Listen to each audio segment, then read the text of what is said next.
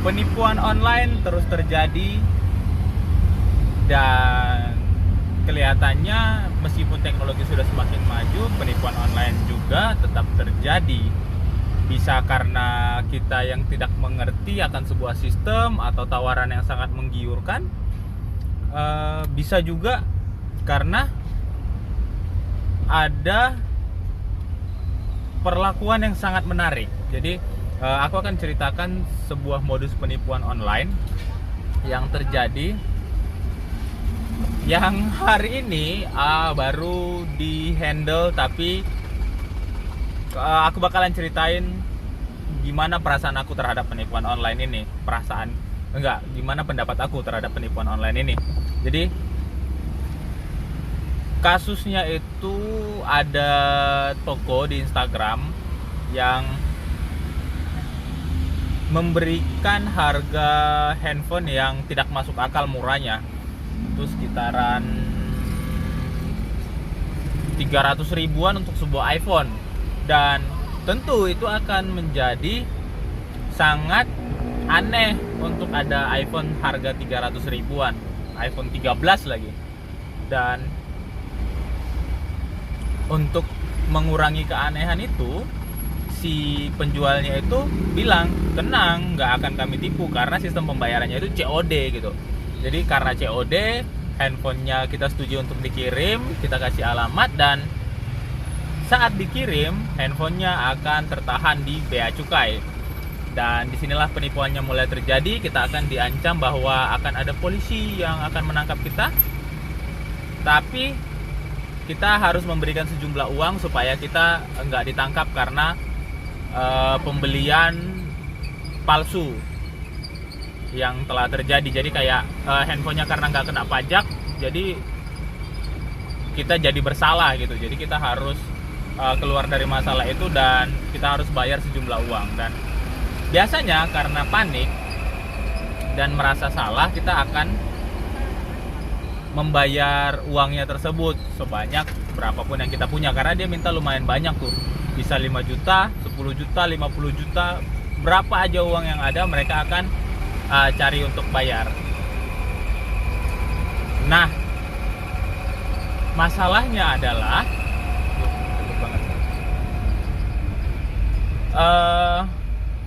kasus ini tidak akan pernah selesai karena ketika kita melakukan pelaporan itu tidak ditanggapi dengan serius oleh pihak kepolisian. Udah aku buktiin hari ini, aku datang ke sebuah Polresta Medan, dan dia bilang karena itu nggak terjadi di sini, jadi kita nggak bisa tanganin. Jadi laporannya dibuat di Sidimpuan aja gitu. Dan aku datang ke Polda karena slipnya itu tulisannya Padang. Aku bakalan tampilin slip. Jadi si orang yang ngehandle case-nya itu bilang ini urusan Padang bukan di Polda kayak gitu. Dan ini adalah salah satu penyebab kenapa penipuan di Indonesia nggak selesai-selesai. Jadi ketika ada pelaporan nggak ditanggapin karena yang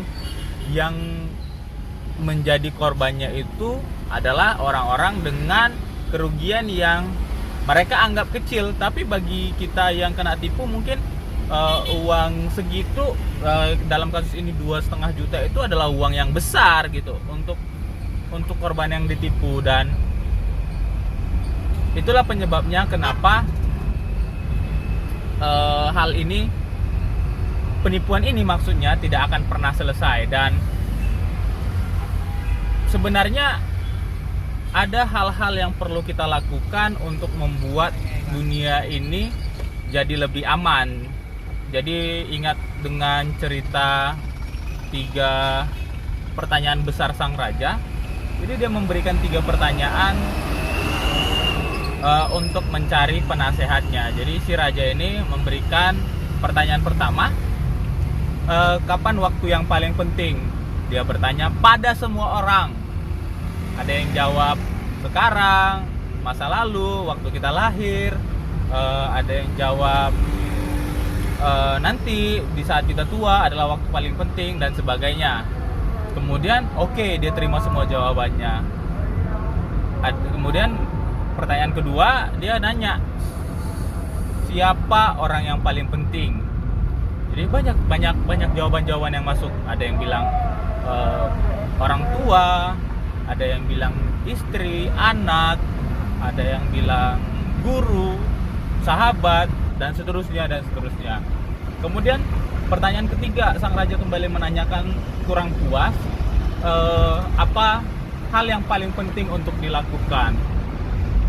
Jadi ada yang bilang bekerja, belajar, kemudian ada yang bilang harus rajin, melakukan sesuatu secara tekun adalah hal yang paling penting untuk dilakukan, dan seterusnya.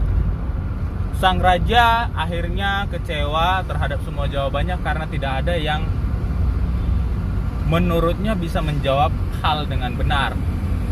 Kemudian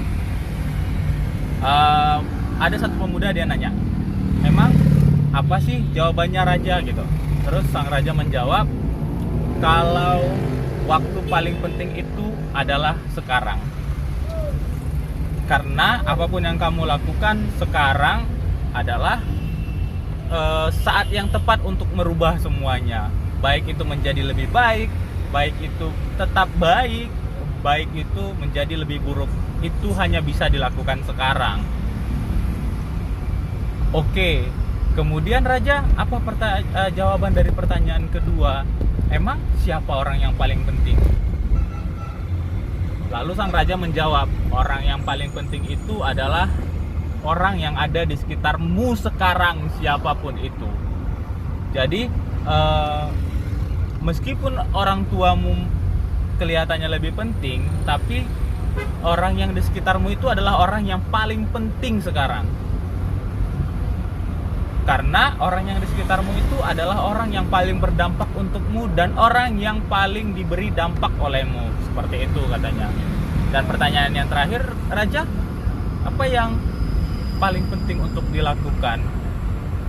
Ya, jawaban-jawaban kalian memang sangat ironis sekali, kata rajanya. Kalian mengatakan kalau hal yang paling penting itu dilakukan adalah konsisten, hal yang paling penting dilakukan adalah belajar, dan banyak jawaban lainnya yang menurutku sih bagus, kata rajanya. Tapi kalian lupa kalau hal yang paling penting dilakukan itu cukup dengan peduli, kata sang raja.